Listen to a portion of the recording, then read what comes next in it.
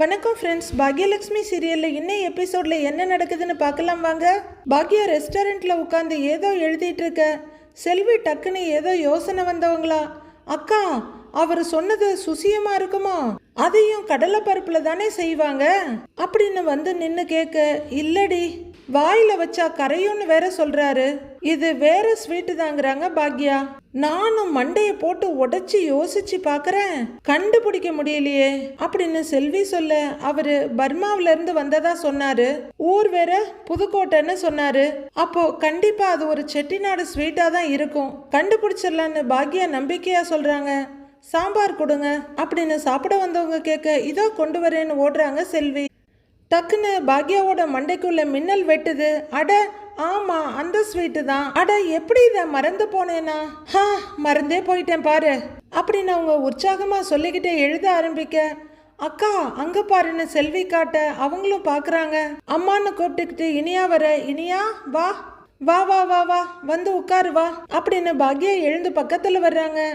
எப்படி இருக்கீங்க இனியா பாப்பான்னு செல்வி கேட்க, நல்லா இருக்கேங்கிறாங்க. என்ன இனியா இந்த வெயில்ல வந்திருக்க அப்படின்னு பாக்யா கேட்க, சும்மா தாங்கிறாங்க இனியா. சரி சரி சரி, லஞ்ச் ரெடியா இருக்கு சாப்பிடுறியா அப்படின்னு பாக்யா கேட்க, இல்லம்மா வேண்டாங்கிறாங்க இனியா. நான் இன்னைக்கு என்ன பார்த்து உனக்கு பிடிச்ச டிஷ் எல்லாம் பண்ணியிருக்கேன் அப்படின்னு பாக்யா சொல்ல, இல்லம்மா நான் வரும்போதே சாப்பிட்டு தான் வந்தேன்னு சமாளிக்கிறாங்க இனியா. சரி சரி வா வந்து உட்காரு வா, அங்க போய் உட்காரு அப்படின்னு ஒரு சேரை காட்டி உட்கார வச்சுட்டு பாக்யாவும் பக்கத்துல உட்காருறாங்க. இனியா குட்டி கொஞ்சமாவது டேஸ்ட் பண்ணி பாரு அப்படின்னு சொல்ல, இல்லம்மா வேண்டாமாங்கிறாங்க இனியா. இனியா பாப்பா கொஞ்சமாவது சாப்பிடுங்க இனியா பாப்பா அப்படின்னு செல்வியும் சொல்ல, இல்ல வேணாம் ஆண்டின்னு அவங்க சொல்லிட்டு இருக்க, சாப்பிட வந்த கஸ்டமர் இந்தாங்கம்மா பணத்தை எடுத்துக்கிட்டு, எல்லாமே நல்லா இருந்துச்சுமா இப்படியே மெயின்டைன் பண்ணுங்க அப்படின்னு சொல்லி பணத்தை கொடுக்க, தேங்க்ஸ்னு அப்படின்னு செல்வி பணத்தை வாங்கிக்க, வரவங்க அந்த லேடியும் கிளம்புறாங்க. அவங்க போனதும் இனியா அழ ஆரம்பிக்க, ஏய் இனியா என்னாச்சு, ஏன் அழற அப்படின்னு பாக்யா பதட்டமா கேட்க, ஒன்னும் இல்லைன்னு தலையாட்டுறாங்க இனியா. இல்ல இல்ல என்னமோ இருக்கு, என்ன வீட்டுல ஏதாவது பிரச்சனையா, யாராவது ஏதாவது சொன்னாங்களா அப்படின்னு பாக்யா கேட்க, இல்ல யாரும் எதுவும் சொல்லல இல்லம்மாங்கிறாங்க இனியா. ஏதாவது இருந்தா சொல்லு இனியா பாத்துக்கலான்னு பாக்யா சொல்ல, அக்கா என்னாச்சுக்கா, இனியா பாப்பா ஏன் அழுவுறீங்க அப்படின்னு செல்வியும் பதட்டமா கேக்குறாங்க. அவ வரும்போதே ஒரு மாதிரியா தான் வந்தா, திடீர்னு பார்த்தா அழறா, என்னாச்சு இனியா சொல்லு அப்படின்னு பாக்யா கேட்க, இல்லம்மா உன்னை பத்தி யோசிச்சாலே எனக்கு அழுகையா வருது அப்படின்னு இனியா சொல்ல, என்ன பத்தி என்ன யோசிச்ச, ஓ அந்த பழைய ரெஸ்டாரண்ட்டை பத்தி யோசிச்சியா அப்படின்னு பாக்யாவை எடுத்து கொடுக்க, ஆமான்னு தலையாட்டுறாங்க இனியா. அதை பத்தி நானே யோசிக்கிறத விட்டுட்டேன், நீயே அதை பத்தி யோசிக்கிற, நான் இப்ப நல்லா தானே இருக்கேன் அப்புறம் என்னங்கிறாங்க பாக்யா. ஒரு குறிப்பிட்ட வயசுக்கு அப்புறம் நம்ம சந்தோஷம் நமக்கு பெருசா தெரியாது, பிள்ளைங்களோட சந்தோஷத்தை பத்தி யோசிக்க ஆரம்பிச்சிடுவோம். அப்படி ஒரு வயசுல தான் நானும் இருக்கேன்னு நினைக்கிறேன். எழில சந்தோஷமா வெளிநாட்டுக்கு பட ஷூட்டிங்காக போயிட்டான். செழியனும் குடும்பம் வேலைன்னு நல்லா செட்டில் ஆயிட்டான். 2 பேருமே சந்தோஷமா இருக்காங்க.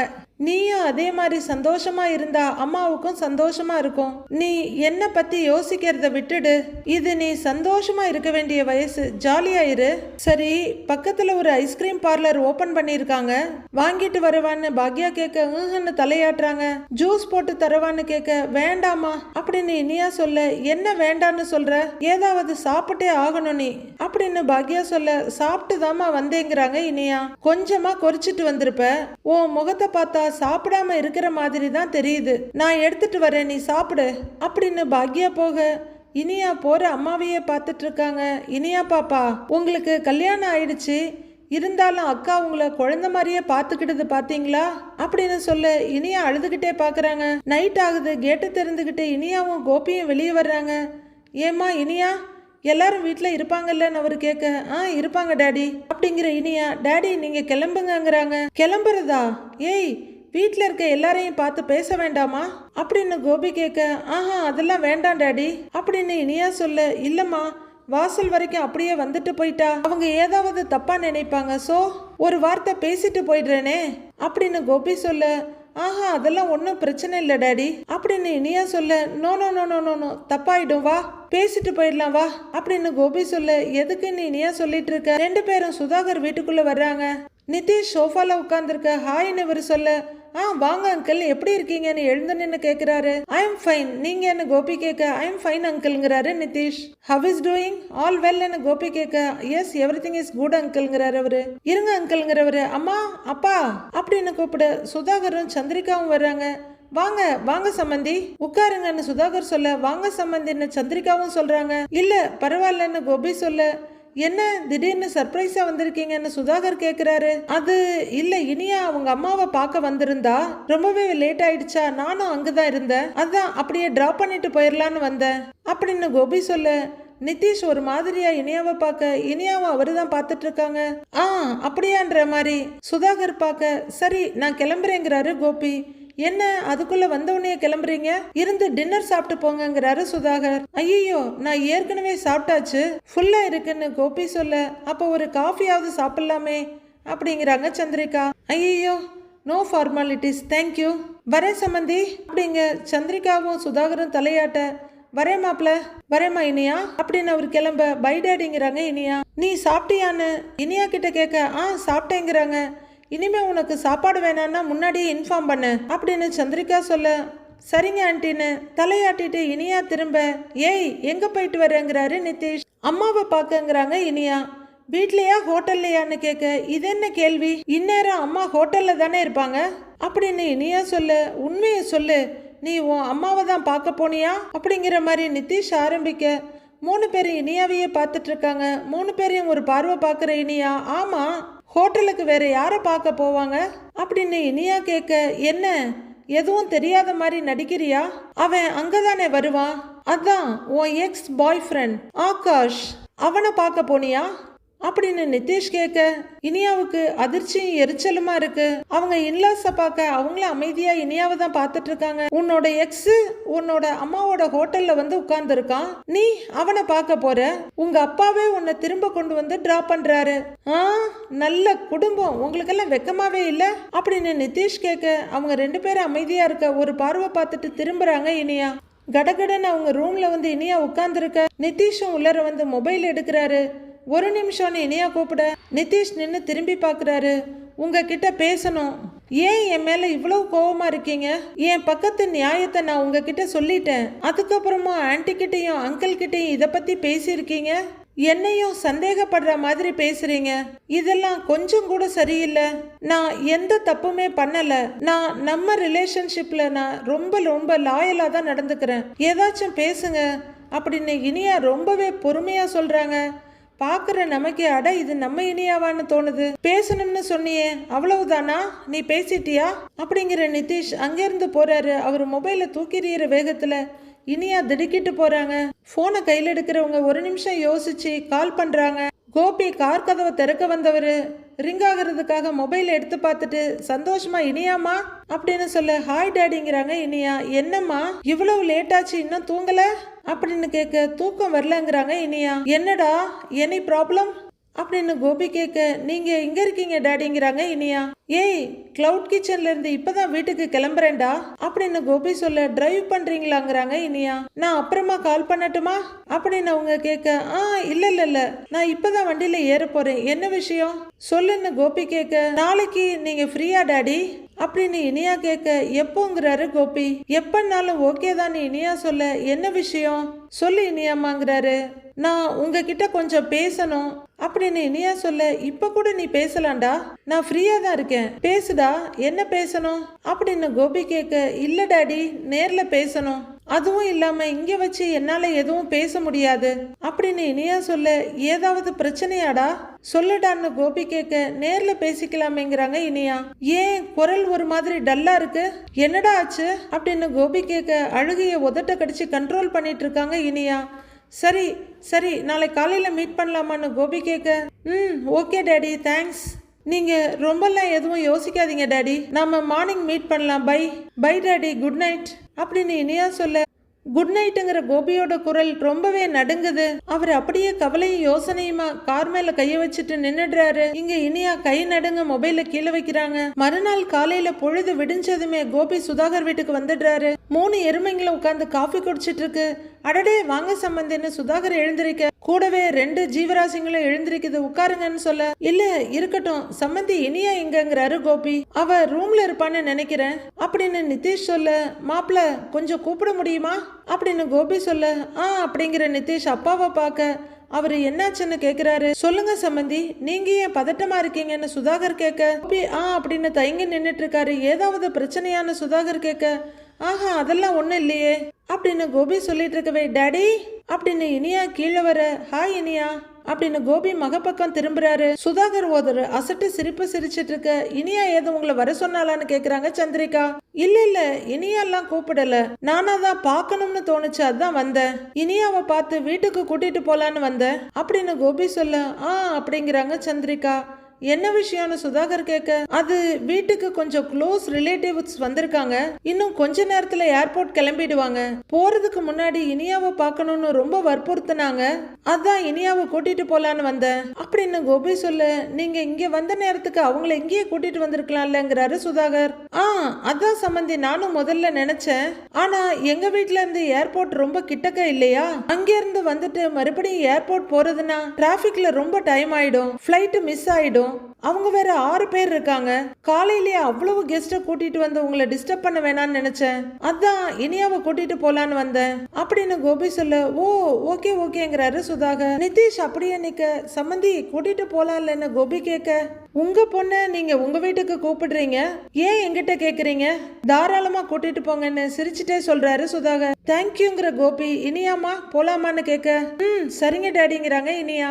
வரேன் அங்கிள்னு சொல்ல, சரிமாங்கிறாரு. வரேன் ஆண்டின்னு சொல்ல சந்திரிகா அப்படியே நிக்கிறாங்க.